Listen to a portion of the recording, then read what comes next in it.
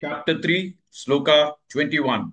Yadyadacharati shrestah, yadyadacharati shrestah, yadyadacharati shrestah, tattadevetaro janah, tattadevetaro janah, tattadevetaro janah, yadyadacharati shrestah, tattadevetaro janah, यद्यदाचरति श्रेष्ठः तत्तदेवेतरो जनः यद्यदाचरति श्रेष्ठः तत्तदेवेतरो जनः यद्यदाचरति श्रेष्ठः तत्तदेवेतरो जनः यद्यदाचरति श्रेष्ठः तत्तदेवेतरो जनः स यत्प्रमाणं कुरुते स यत्प्रमाणं कुरुते स यत्प्रमाणं कुरुते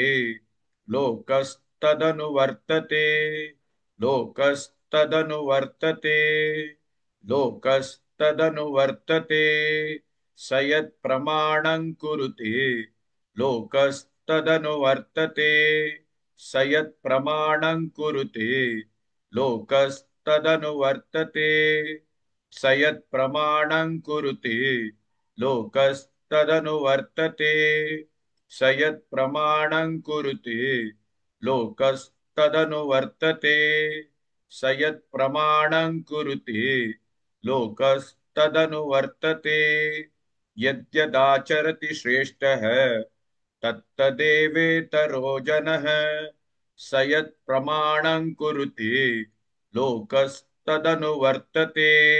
Please like and share this video because you could be instrumental in helping someone around the world recite the Srimad Bhagavad Gita, thereby helping them to have a life of unending opulence, victory and prosperity. This is mentioned in chapter 18, Sloka 78. Yes, don't forget to buy my book, Leadership Can Be Child's Play. Namaste.